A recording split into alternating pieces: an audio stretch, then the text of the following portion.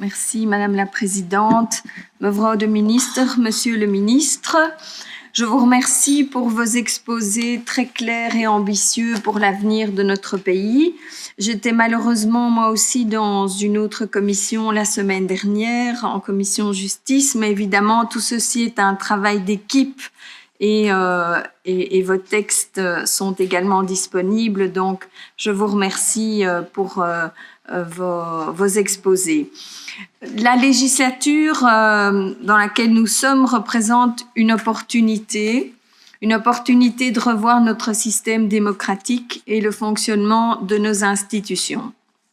Nous devons être ambitieux en vue de les rendre plus efficaces, plus transparentes et d'apporter plus de participation.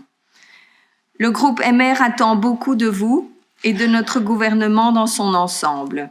La crise sanitaire et toutes ses conséquences dommageables ont créé une opportunité pour que le gouvernement et vous, Madame la Ministre, Monsieur le Ministre, puissiez prendre en main une opportunité pour répondre à un souhait de longue date de la société dans son ensemble.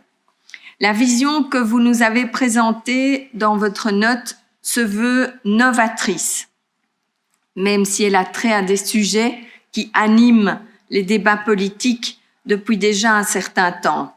Novatrice, pourquoi? Parce que pour une fois, l'idée est mise sur la table que la réforme de notre État, de ses structures, de son appareil démocratique peut se faire sans tabou, sans idéologie et sans but prédéterminé. Sans tabou, surtout en ce qui concerne les prémices de notre réflexion. Non pas au nom d'une doctrine politique ou d'une vision en vue de la voir se mettre en œuvre et se réaliser, mais dans l'optique d'améliorer le fonctionnement de notre démocratie, de notre État, pour qui? Pour les citoyens. Et je veux vous citer. Au cours de la prochaine législature, le gouvernement, vous nous avez dit, entend apporter une contribution importante à la modernisation, à l'augmentation de l'efficacité et à l'approfondissement des principes démocratiques des structures de l'État. Le gouvernement lancera un large débat démocratique sur ce sujet, impliquant notamment les citoyens, la société civile, les milieux académiques, les experts, les autorités locales et ainsi un dialogue entre les représentants politiques sous la direction de vous deux, Madame la Ministre, Monsieur le Vice-Premier ministre, en tant que ministre des réformes institutionnelles pour évaluer la structure existante de notre État. Je crois que ce texte résume bien votre approche, votre état d'esprit et le groupe MR le salue. Sur le fond et sur la méthode, pour notre groupe, il faut garder tout au long du processus à l'esprit des lignes de conduite. Ten eerste de noodzaak om nuttige en overtuigende manieren te vinden om burgers te betrekken bij het politieke en publieke debat en toch de verantwoordelijkheid over te laten aan politici voor de uiteindelijke keuzes te maken. Burgers moeten zich betrokken kunnen voelen bij de manier waarop de beslissingen worden genomen die hun dagelijks leven betreffen. Burgers moeten ook zelf debatten kunnen initiëren en reflecties kunnen aandragen op thema's die de samenleving belangrijk vindt. À cet égard, je salue la mise en place de la plateforme citoyenne sur l'avenir du fédéralisme belge et la finalisation de la réforme du droit de pétition permettant aux citoyens de lancer un débat. Nous avons voté cela pas plus tard qu'hier. Ces pétitions citoyennes pourront certainement inspirer des initiatives parlementaires. Nonobstant, dans ce cadre, se montrer ouvert et prendre des forces là où elles se trouvent s'avère absolument nécessaire dans une logique de transparence et sans tabou.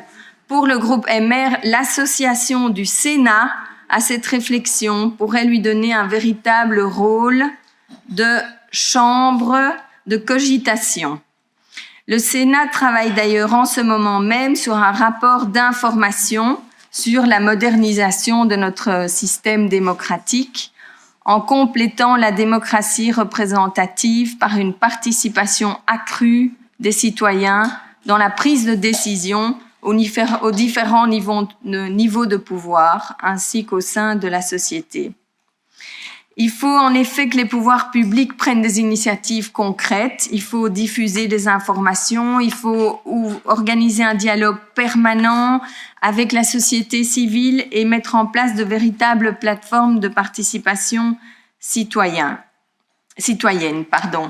Aussi, Madame la Ministre, Monsieur le Ministre, nous voudrions saluer votre volonté d'agir dans la concertation, y compris afin de trouver les majorités nécessaires au sein du Parlement pour soutenir ces changements et donner une véritable assise démocratique large. Nous nous réjouissons de plusieurs éléments qui renforcent la démocratie participative, sans pour autant, je tiens à le souligner, ne jamais se substituer à la démocratie représentative qui est un des piliers de notre démocratie. Toutefois, n'oublions pas que le premier geste citoyen, le premier geste de participation, c'est celui de voter. Et pour donner envie à nos citoyens de voter, nous pensons que la culture politique doit encore évoluer. L'évolution de la société contemporaine de l'information et du savoir l'exige. Il faut pouvoir à cet égard débattre du rôle des partis dans le processus et la méthodologie de formation du gouvernement fédéral. En effet, notre système proportionnel permet l'émergence d'une pluralité de visions et d'une pluralité d'expressions d'opinion des citoyens pour prendre part à la responsabilité de la gestion de l'État et du gouvernement. C'est un aspect positif, mais en même temps, il rend très difficile la constitution d'un gouvernement de coalition. Et certains ne peuvent plus accepter cet état de fait. Dans l'histoire très immédiate de notre pays, en effet, nous pouvons regretter les records du monde que nous avons battus dans la formation d'un gouvernement. Et à cet égard, je voudrais saluer l'ambition de votre gouvernement sur le principe général de proposer un mécanisme de déblocage lorsque la formation du gouvernement fédéral prendrait du temps, en prévoyant par exemple un délai maximal officiel ou un mécanisme de déblocage. La crise sanitaire que nous traversons a mis en exergue une réalité, la menace que fait courir la désinformation, les fake news et toutes ces menaces que ces fake news représentent pour la société. Dans une optique de transparence de la vie publique, le citoyen a le droit d'être bien informé, mais en même temps protégé de la désinformation. Nous devons être conscients que la société évolue à un rythme impressionnant et que l'information, même si erronée, circule parfois plus rapidement que l'information exacte et à grande échelle. Je voudrais vraiment donc saluer votre volonté de renforcer la lutte contre la désinformation et la propagation des fake news.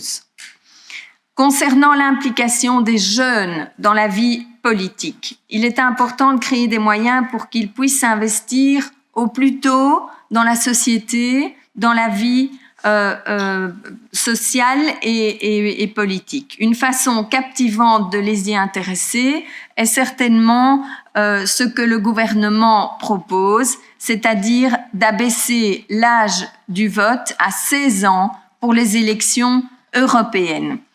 Ce niveau européen, qui est celui qui apparaît souvent à tort comme un niveau de décision éloigné du citoyen, alors qu'en réalité, il prend des décisions tout à fait bénéfiques pour le citoyen.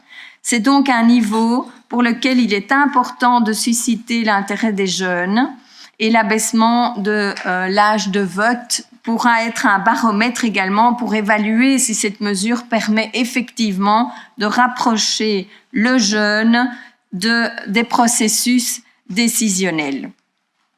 Enfin, nous souhaitons insister sur le fait que la participation citoyenne ne doit pas devenir un moyen d'éluder les charges de la gestion liée aux fonctions auxquelles nous sommes élus et qui nous incombent. Il ne s'agit pas de faire peser le poids de la décision sur le citoyen. C'est ce que je disais en parlant également de la démocratie représentative qui doit rester le pilier de notre fonctionnement, même si nous devons y ajouter ces processus participatifs des citoyens.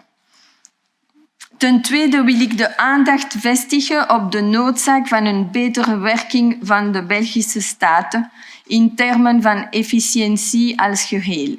Ik verwijs in het bijzonder naar het aantal van ministers van volksgezondheid die vanmorgen opnieuw gediscussieerd werd in de speciale COVID-commissie.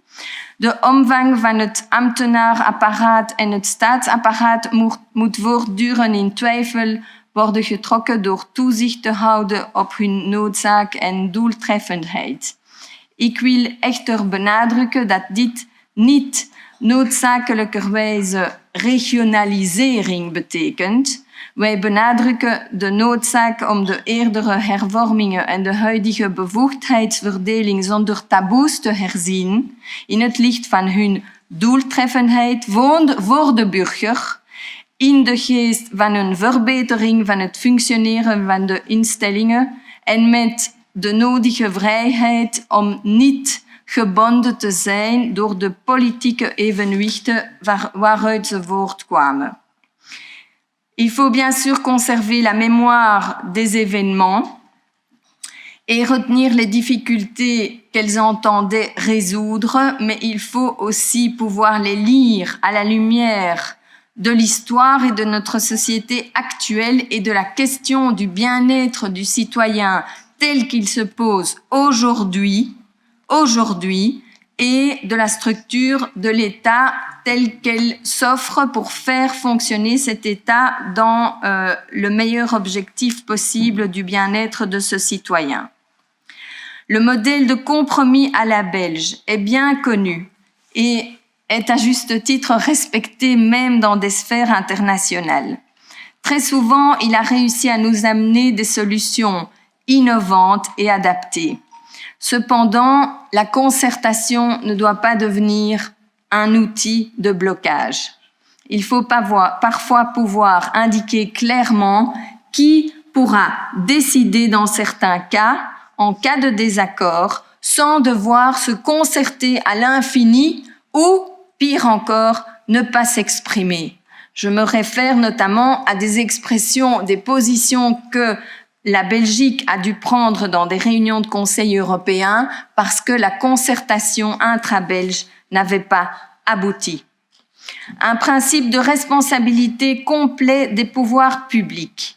Il nous semble logique qu'un transfert de compétences aux entités fédérées s'accompagne évidemment d'un transfert de la charge financière.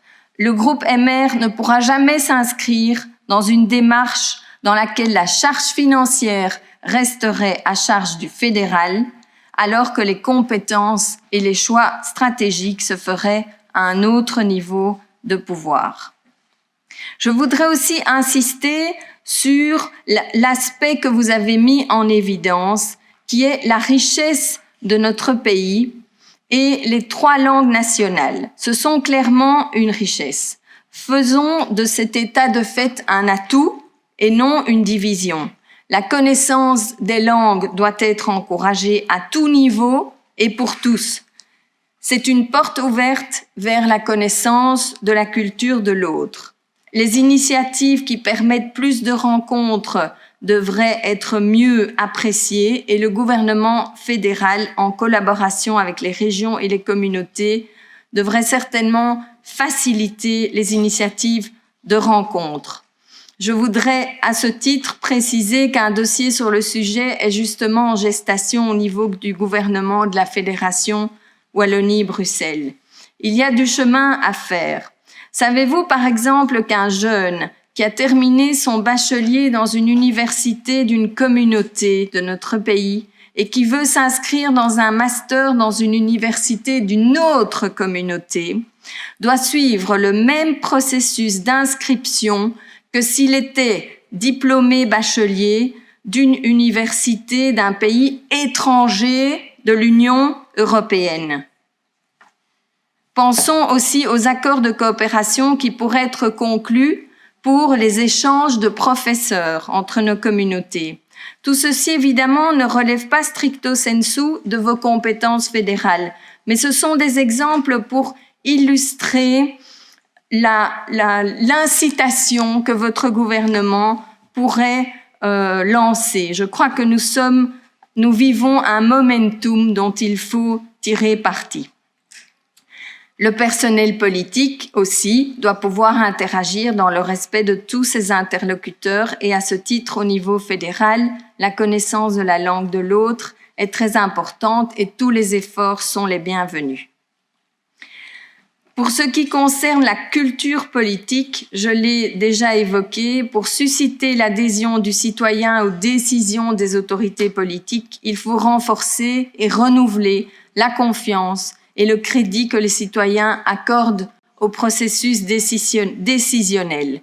Cela passe par une réflexion aussi sans tabou sur le rôle et le statut des différents mandataires politiques. Un autre élément très important, l'état de droit. Il y a 2 semaines, la Commission européenne a sorti son premier rapport annuel sur l'état de droit dans les 27 pays de l'Union européenne. L'état de droit exige que les règles de procédure, les institutions et les normes essentielles soient compatibles avec les droits de la personne et avec les principes fondamentaux que sont l'égalité devant la loi, la responsabilité au regard de la loi et l'équité dans la protection et la défense des droits.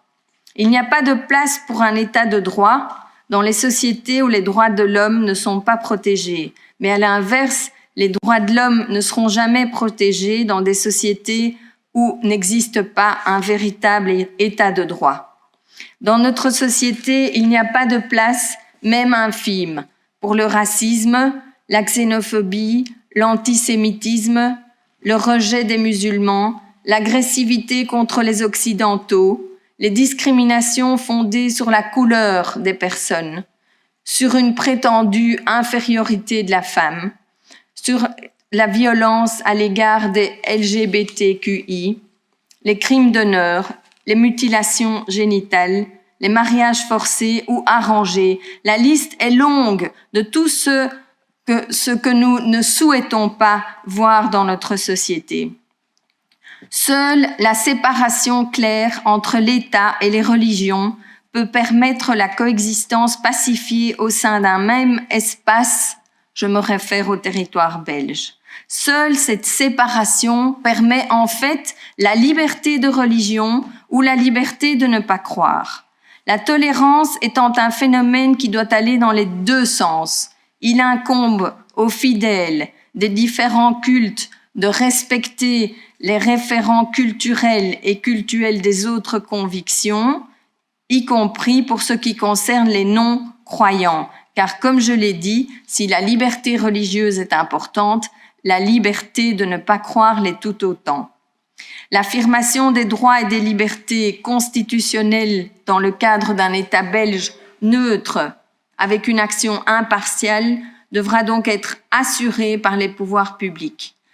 Notre société est désormais une société pluriculturelle et pluriconvictionnelle, entraînant de facto un questionnement de nos mœurs. Sous la précédente législature, un travail important a été réalisé dans ce cadre avec toute une série d'auditions et de rapports d'information, notamment le rapport d'information de M. Patrick de Waal sur le caractère de l'État et sur les valeurs fondamentales de la société. Des valeurs qui sont elles-mêmes garanties et protégées par la Charte des droits fondamentaux de l'Union européenne. Car en l'adoptant, on réaffirme notre attachement à des valeurs communes que sont l'égalité, la liberté, la démocratie. Notre société, notre État, l'Union européenne sont fondés sur les valeurs de respect de la dignité humaine, de liberté, de démocratie, d'égalité, de l'état de droit, du respect des droits de l'homme, y compris des droits des personnes appartenant à des minorités tels qu'énoncés à l'article 2 du traité sur l'Union européenne. Nonobstant, la Constitution belge, dans son état actuel, ne donne peut-être pas toutes les garanties nécessaires quant à l'affirmation de la nature neutre de l'État et de l'impartialité des pouvoirs publics. Les droits et libertés reconnus aux Belges dans le titre 2 de la Constitution sont garantis par les pouvoirs publics et par l'État. Toutefois, reconnaître que, ouvrez les guillemets, la liberté des cultes, celle de leur exercice public, ainsi que la liberté de manifester ses opinions en toute matière sont garanties, l'article 19, ne suffit pas pour en déduire que l'État n'est pas, lui, en tant qu'entité politique identifiée par une appartenance confessionnelle. Il semble que la formulation actuelle de l'article 19 ne soit pas suffisante et qu'une inscription claire des principes de neutralité et d'impartialité dans notre Constitution s'impose. Il s'agit ici de prévenir les risques de dérive présents et à venir et d'être cohérent avec les prescrits et les valeurs qui découlent de la Charte des droits fondamentaux de l'Union européenne. Pour conclure, il est temps de faire avec ces réformes une vraie politique au sens premier du terme, de la gestion de la cité, et non de la politique au sens politicien. Les citoyens nous observent très attentivement, attendent que nous fassions ce à quoi nous nous engageons vraiment. C'est aussi, comme je l'ai déjà évoqué, l'occasion de réaffirmer notre attachement à l'état de droit et aux droits et libertés constitutionnels, et notre ambition de les voir redevenir ou continuer à rester le pilier central de notre démocratie. Pour ce faire, nous pensons que l'exercice de modernité et de clarification entrepris sous la précédente législature doit se poursuivre afin que nous puissions avoir une constitution moderne, adaptée à notre société, mais qui reste ancrée sur le socle fondamental de nos valeurs communes, l'égalité, les libertés et la primauté de l'État sur les églises, la séparation entre le religieux et l'État. Nous avons aussi besoin d'un éclairage plus important de notre charte fondamentale pour le vivre ensemble. Je voudrais donc formuler quelques ultimes remarques et vous poser quelques questions. Concernant la mise en place de la plateforme citoyenne dès que possible, nous serons à vos côtés et nous vous soutiendrons dès que vous proposerez au Parlement un plan de travail, une feuille de route, un agenda, dès que possible, de manière à assurer une organisation efficace, transparence et coordonnée de cette plateforme. Le rôle et les modalités de participation de chacun des acteurs doivent y être bien expliqués et bien cadrés.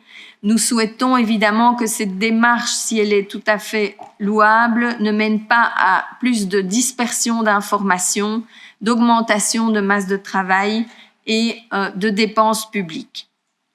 L'article 7 bis de la Constitution. Lors de la législature précédente, le MR, toujours constructif, avait soutenu le vote de la modification de l'article 7 bis de la Constitution, même si nous privilégions le recours à un accord de coopération. Nous attendons donc le débat sur cette révision, mais souhaitons vivement que l'on recentre le débat sur des mesures concrètes. Concernant les fake news et la lutte contre la désinformation, cette question a sans aucun doute sa place dans le débat sur la crédibilité et l'efficacité de notre démocratie. Elle est même, je dirais, essentielle et nous la vivons chaque jour depuis cette terrible crise sanitaire débutée au mois de février-mars, et nous la vivons aussi par rapport au vaccin, par rapport à tous ces éléments. Chaque jour, il y a des fake news. Chaque jour, il faut lutter contre la désinformation. Et nous, les représentants politiques, nous avons un rôle tout particulier à jouer dans cette problématique. Nous nous devons de diffuser des informations réelles et exactes et de les vérifier. Nous devons dénoncer et corriger celles qui sont fausses ou imprécises et prendre les mesures nécessaires pour lutter contre cette problématique.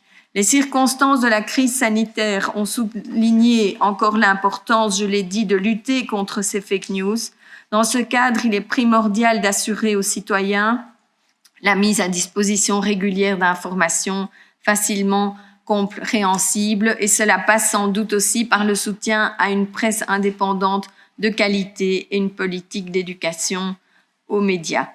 À cet égard, je voudrais savoir si depuis le début de la crise, des initiatives ont été prises pour renforcer cette collaboration entre les gouvernements d'une part et le monde de la presse et des médias sociaux d'autre part, pour assurer au maximum la transmission efficace et transparente d'informations correctes. Un autre dossier important est celui des nuisances sonores et de l'insécurité juridique à laquelle l'aéroport national de Bruxelles est confronté.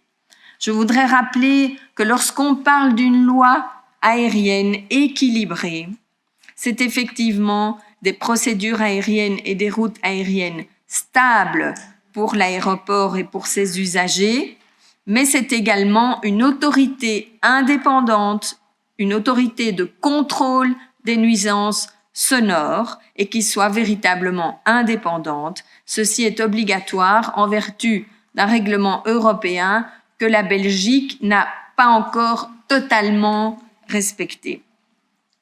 Concernant les zones de police, dans ce débat sur les zones de police, Bruxelles est souvent mise au pilori, mais je voudrais signaler qu'au contraire, Bruxelles ne doit pas être caricaturée comme certains veulent le faire. Il y a une réelle volonté de coopération renforcée. Bruxelles dispose d'un conseil régional de sécurité, le CORES, et d'un plan régional de sécurité et de prévention, ce qui n'existe ni en Flandre ni en Wallonie. En outre, il a été prouvé que l'approche bottom-up est beaucoup plus intéressante et elle est réellement développée par les chefs de zone. Ils constatent que toutes les initiatives nouvelles et créatives ayant eu une chance de succès, ayant démontré leur succès, viennent de la base et puis remontent vers le sommet, et c'est rarement l'inverse. En effet, les leçons des expériences de terrain dans les zones de police sont ainsi assimilées et débouchent sur des mesures concrètes. Nous avons pris note de votre ambition en matière d'unité de commandement et de la volonté d'économie d'échelle. Nous voulons quand même attirer votre attention sur le fait que cette unité de commandement doit vraiment être placée au bon endroit et qu'il serait avisé d'avoir une réflexion approfondie avec justement les acteurs de terrain, les chefs de zone. Ce serait un préalable requis plutôt que d'emblée poser le choix de l'identité de cette unité de commandement. Et concernant les économies d'échelle, pour nous, la centralisation n'est pas toujours synonyme d'économie. Donc, nous préconisons plutôt le recours aux synergies volontaires en adéquation avec les besoins du terrain. Enfin, je voudrais terminer sur l'aspect des libertés fondamentales, du socle de valeurs de notre société. Comment voyez-vous ces importants dossiers sous cette législature? Le groupe MR sera toujours à vos côtés dans des démarches visant à garantir ce socle commun des valeurs de notre Constitution, de notre État de droit, de l'Union européenne. Et effectivement, partagez-vous notre point de vue que l'on pourrait se saisir de l'opportunité de l'ouverture à révision du titre 2 pour insuffler de la clarté et de la modernité là où elle se révélerait nécessaire. Merci, Madame la Ministre, Monsieur le Ministre.